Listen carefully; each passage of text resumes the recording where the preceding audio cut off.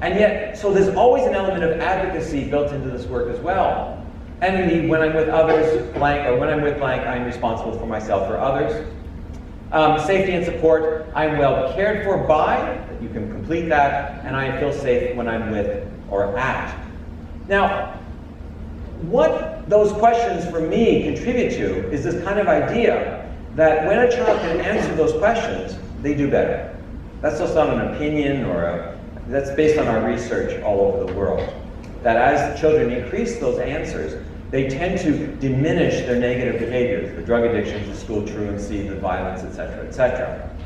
Their psychopathology seems to sort of go hand in hand with that as well. It potentially diminishes. But let's be clear, right? You can still have an active ADHD or conduct disorder potentially, but still feel like at least you have some resilience to cope in a bad situation.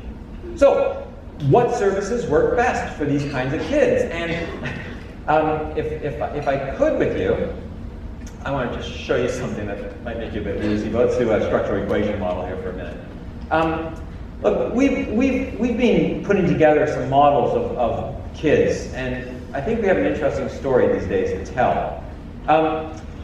What's interesting is that one of our big studies that happened all around the world in different countries began to sort of piece together a story where what we wanted to find out was, this relationship between risk exposure, resilience protective factors, the ones I've been talking about here this morning, and outcomes, like did you stay in school, do you use drugs, do you misbehave, those kinds of things. What we found is the story goes something like this. First of all, you have to sort of think about what kinds of contextual risk a child is exposed to. What's the quality of their neighborhood, their family? Is there graffiti? Is there danger? Is there violence? And then you have to sort of think about individual risk factors. Are they functioning well? Are they depressed? Are they anxious? Are they suicidal? These kinds of themes. And then, of course, you have to think about their service use experience. What is the quality of the experience they've had? Does it match their culture? Do they feel like they belong? Did they get to choose the services that they wanted? Or have they been shuffled off to more and more and more assessments without them actually wanting to have those experiences? And of course, how many services, or what's been their lifetime use of services as well? Have they had lots and lots of services available to them and that they've used, or have they had very few opportunities to get the help that they needed? And what we actually found, kind of weirdly, was that first of all, children in more contextually difficult environments were not getting more services. Let me repeat that. There should be a positive relationship between the higher your risk and the more services you get, right?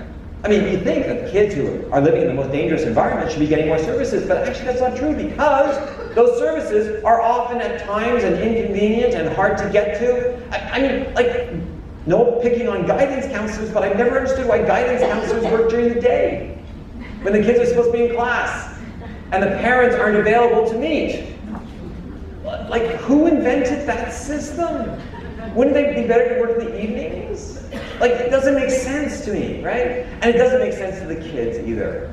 And in terms of, as we know that, as you literally looked at concentric circles around mental health facilities, the further out you go, and the more disadvantage you encounter, the less likely the child is to attend the service.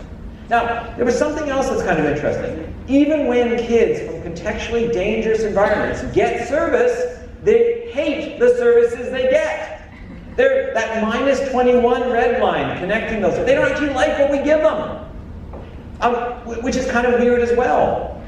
Now, the other thing we found, and I'm going to just change slides just to make this a little bit more clear, was that what we discovered was that it was actually the service use experience, the quality of that experience with that service provider that created more positive resilience. Or if I could, those questions I just gave you, those kinds of questions, it was through their contact with a single service provider or a good service team that then upped their scores on those questions, which then changed the outcome, such as a behavioral change. Now, we sometimes mess this up. What we actually found was, and I'm going to say this cautiously, more services were not associated with resilience or more positive outcomes. And unfortunately, and I know I'm in a room with like a lot of people that make decisions on this stuff, but I'm very much, our science on this says that you continuously referring kids to another psych assessment is actually iatrogenic, is harmful. to the child. Children don't want that. And the worst is if you actually go into the files, and I dare you to do this. I dare you to fund a small study that simply tracks the next 50 children that you send out for psych assessments and multiple assessments and counseling sessions and everything else. And see, one, does the child attach to that? How many of these are they getting? And then even better, does the loop go fully around? In other words, once you have the psych assessments or the intervention, does that inform other interventions in other parts of the child's life, in their family, in their school, and in their community? And what we've actually found by looking at files is that breaks down. Lots and lots of assessments. Children's hospitals are busy doing assessments. Very few assessments ever result in changes to classroom policy, community policy, or family practices. But children report being burnt out by that. They instead would really rather just connect to one good worker, to maintain continuity with that person, and to have that person move a little bit with them, or a team of people. It drives me crazy when I see some institutions have an intake worker, a long-term worker, a transition worker, and then they're referred to another worker in the community. If you are in a system like that, stop! Redesign, reboot, because it ain't working. If you think it is, show me the evidence it is, because I don't see it and I can't find it. And we really have to begin to think about how we design services to bolster resilience, which means continuity, attachments, opportunities for the child to perform who they are. If you have, I mean, imagine we did that with our own kids, right? Well, it's been a really good toddler years. Now we're going to move you on to the parenting team for your elementary school year. They're a nice team, but I don't do adolescents. Over to you next. Young adults are really confusing, so we're going to do the transition into adulthood team. I mean, it would be really lovely because, especially around my own kids, if you wanted them around adolescents, I would have quite lovingly given them an no. But I mean, like if we don't do that with our own kids, it doesn't make any sense. So when instead I've actually seen this working well, is you get in a sense new perspectives on how to do services. One of the services that kind of caught my attention was up in Whitehorse of all places. It's called Youth of Today, or they've gone through a variety of names. And they were having a problem with a lot of young people on the streets. You got to be pretty hard to be a street youth in Whitehorse, by the way. And this woman named Victoria Durant, who was just a layperson, just kind of decided that she wanted to build something to get the kids off the street. And she realized that again, navigation, negotiation, right? The kids were not asking for therapeutic intervention. She realized that what most of these kids were lacking was a hot dinner. A hot meal once a day. So what she did was she decided to open up a drop-in center from 3:30 in the afternoon to early evening. She put in computers so that the kids could check their Facebook pages or their whatever they were, whatever sort of Instagrams or whatever they're onto, and she also provided a 3-course hot meal every evening. And the kids came to the center. They came off the street and participated in the program. And not the program, they just came and they found a safe place to be. Isn't that neat? Just very simple intervention. Took a little bit of money. She worked with worked with a local bar owner who donated one of those big metal Quonset huts out behind his bar in downtown Whitehorse, and away we go. But then something really interesting happened.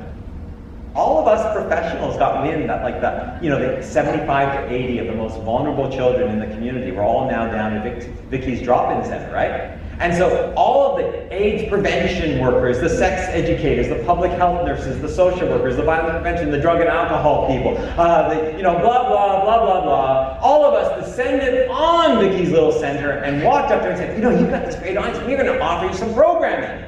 And Vicky, just in her own sort of gut level, knew what to do kind of way, stood at the door, and I've seen her do this, stood at the door and went, no, you can't come in, because the kids didn't ask for you. Well, at first, all the people with the masters and the PhDs, they were really miffed at her, right? It's like, you can't tell us, you can't let us in, right? She said, no, I don't. Kids didn't ask me, you can't come in. But after a little bit of negotiation, about 3 months of work and stuff, she finally gave in. She turned to all the professionals, and she says to them, look, I don't think we need a drug education program, but boy, do I need cooks. So if you'd like to come in and help cook some meatballs, we're really keen that we're down with that if you want to come in. And at first, of course, the professionals said, no, that's not in our job description. But eventually they capitulated and they gave in. So what happened was, eventually they're in there, and I watched this, and they're like, over the stove, mixing the spaghetti sauce or whatever, and it's, kids aren't stupid. Navigation, negotiation for the resources that they need to be resilient, right? Basic guiding principles here. The kids sidle up on their own terms and go, you're a public health nurse, right?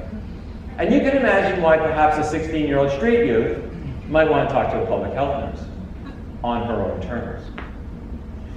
I've seen examples like that all over the world.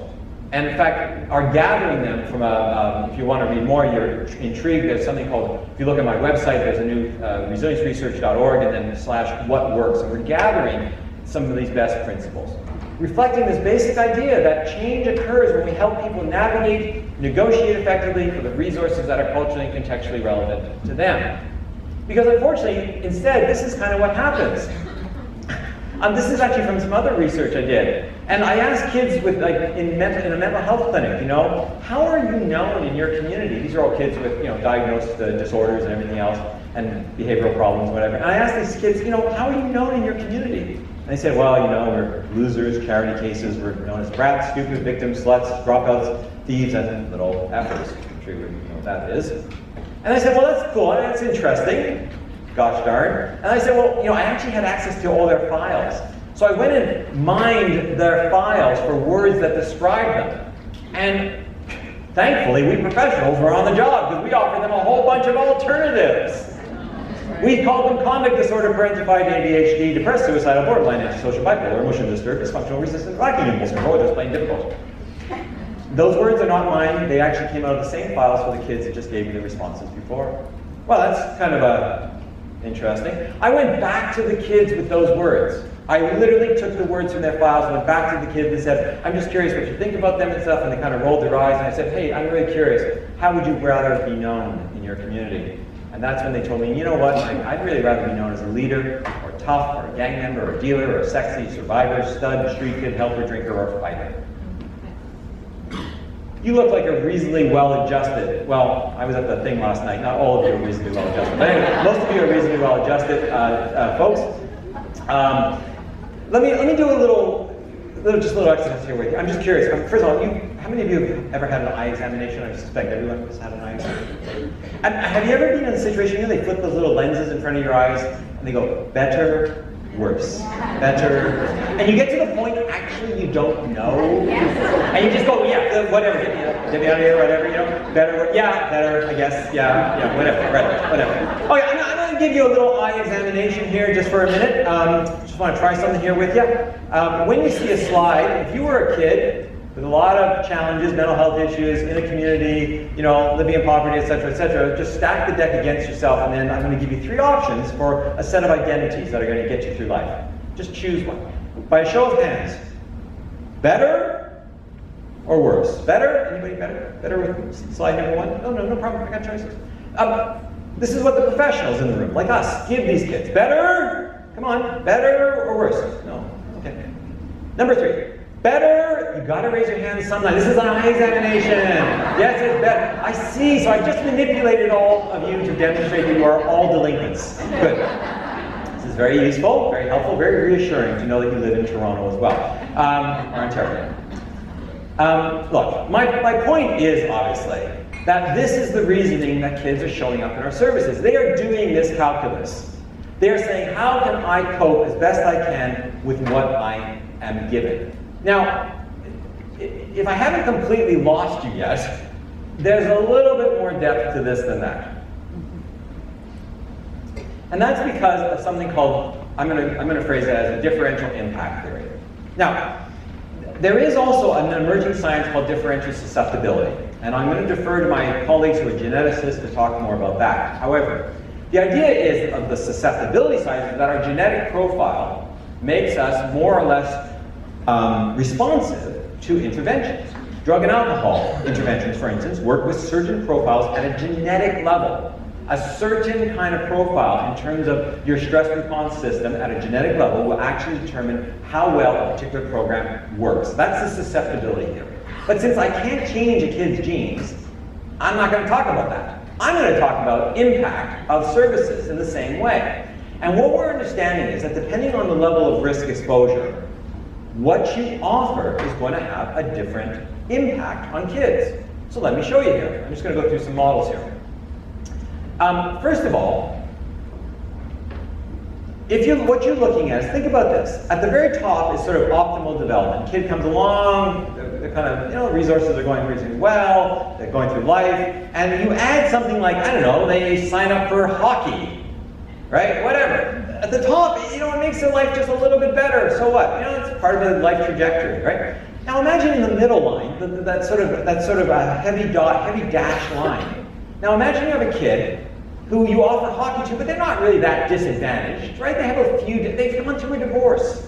And maybe, we do some work out in Alberta on boom and bust towns. And imagine your family just in the bust, the economic bust, and your dad or mom has lost their job and you're tumbling into whatever, your house is, you have to leave, and you stay in the same hockey group that you're in, right? You're not terribly disadvantaged, except economically for a